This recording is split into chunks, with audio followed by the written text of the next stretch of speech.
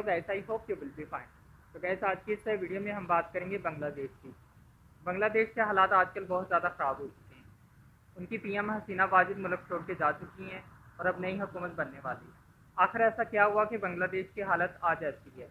1947 में हिंदुस्तान के दो हिस्से होते हैं और दो मुल्क इंडिया और पाकिस्तान बनते हैं। जो आज बांग्लादेश है, ये पहले मशरकी पाकिस्तान कहलाता था, लेकिन 1971 की जंग के बाद मशरकी पाकिस्तान बांग्लादेश बन गया।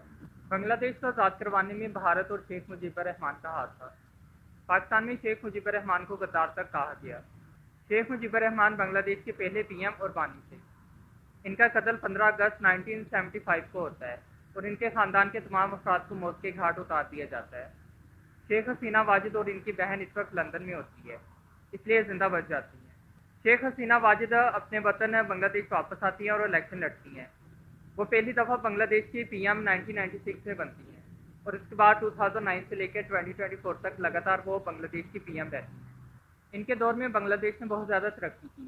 शेख हसीना वाजिद के ऊपर करप्शन के बहुत सारे इल्ज़ाम लगाए गए, लेकिन वो इनसे इनकारी थी।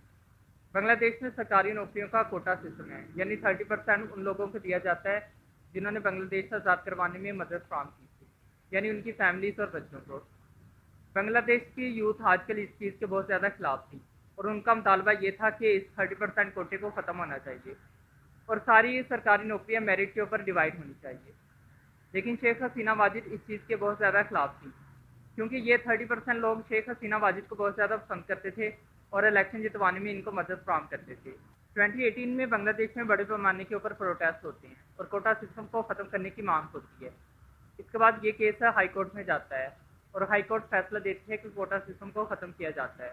लेकिन जून 2024 को एक दरखास्त गुजार हाई कोर्ट में जाता है और कोटा सिस्टम को दोबारा से बहाल करने की मांग रखता है। हाई कोर्ट दोबारा से कोटा सिस्टम को बहाल कर देती है, जिसके बाद दोबारा से बांग्लादेश में प्रोटेस्ट होना स्टार्ट हो जाते हैं। इसमें बड़ी तादाद स्टूडेंट की होती है। प्रोटेस्टर पहले कोटा सिस्टम को ख़त्म करने की मांग रखते हैं और उसके बाद जब प्रोटेस्टर ज़्यादा बड़ी तादाद में होना स्टार्ट हो जाते हैं तो ये प्रोटेस्टर शेख हसीना वाजिद से इस्तीफे की मांग करते हैं।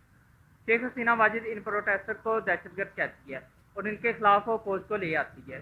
काफ़ी दिनों तक इंटरनेट बांग्लादेश में बंद रहता है और शेख हसीना वाजिद इस चीज़ को बहुत ज़्यादा मिस हैंडल करती है। वो डायरेक्ट इन स्टूडेंट के ऊपर फायर करती है। पुलिस और स्टूडेंट की हाथापाई होती है और बहुत सारे पुलिस एहलकार भी इसमें मारे जाते हैं। शेख हसीना वाजिद मुल्क में लॉकडाउन लगा देती है और कर्फ्यू नाफिज कर देती है और प्रोटेस्टर को कहती है कि वो अपने घरों में वापस चले जाएं। लेकिन ये प्रोटेस्ट अब बहुत ज़्यादा शिद्दत अख्तियार कर चुका था। इस प्रोटेस्ट में 300 से ज़्यादा अफराद अपनी जान से हाथ धो बैठते हैं, लेकिन कुछ मीडिया रिपोर्ट के मुताबिक 1000 से ज़्यादा प्रोटेस्टर अपनी जान से हाथ धो बैठते हैं। हालात बांग्लादेश में बिल्कुल बेकाबू हो जाते हैं तो मजबूरन आर्मी चीफ को मैदान में कूदना पड़ता है। आर्मी चीफ का कहना ये होता है कि वो अपने लोगों के ऊपर गोली नहीं चलाएंगे, क्योंकि ये उनके लोग हैं और इनकी हिफाजत उनकी जिम्मेदारी है। वो शेख हसीना वाजिद को कहते हैं कि उनके पास 45 मिनट का टाइम है, वो अपना इस्तीफ़ा दें और ये मुल्क छोड़ के चली जाएं। हसीना वाजिद अपना इस्तीफ़ा आर्मी चीफ को दे देती है। कुछ मीडिया रिपोर्ट के मुताबिक हसीना वाजिद एक मैसेज रिकॉर्ड करवाना चाहती थी, लेकिन बांग्लादेश के आर्मी चीफ ने इस चीज़ की परमिशन नहीं दी।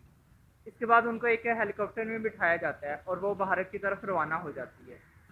हसीना वाजिद का हेलीकॉप्टर भारत में लैंड करता है और वहाँ भी वो पनाह लेती हैं। कुछ मीडिया रिपोर्ट के मुताबिक हसीना वाजिद लंदन की तरफ रवाना हो जाएगी, क्योंकि वहाँ उनकी फैमिली और बेटा है। लेकिन बरतानिया की जानब से उनको अभी असाइलम की परमिशन नहीं मिली, इसलिए वो अभी तक भारत में ही मौजूद हैं। हसीना वाजिद और भारत के ताल्लुकात बहुत ज़्यादा गहरे थे। हसीना वाजिद के बेटे का सोशल मीडिया के ऊपर पैगाम आया कि उनकी वालिद अब सियासत में हिस्सा नहीं लेंगी। इनकी एज 76 हो चुकी है। हसीना वाजिद का भी कोई भी ऑफिशियल बयान सामने नहीं आया। देखते हैं कि वो लंदन की तरफ यात्रा अपनी करते हैं या फिर भारत में ही अपनी पनाह लेते हैं। दूसरी जानब बांग्लादेश की आर्मी ने मुल्क का कंट्रोल अपने हाथ में ले लिया है। आर्मी चीफ का कहना यह है कि वो इलेक्शन करवाएंगे और नई हुकूमत बनाएंगे। देखते हैं कि आने वाले दिनों में बांग्लादेश की आर्मी बांग्लादेश को कंट्रोल करती हैं या फिर इलेक्शन के बाद कोई नई हुकूमत बांग्लादेश में आती है। आई होप कि आपको ये वीडियो अच्छी लगी होगी। अगर अच्छी लगी है तो आप इस वीडियो को लाइक करें, शेयर करें और मेरे चैनल को सब्सक्राइब करें।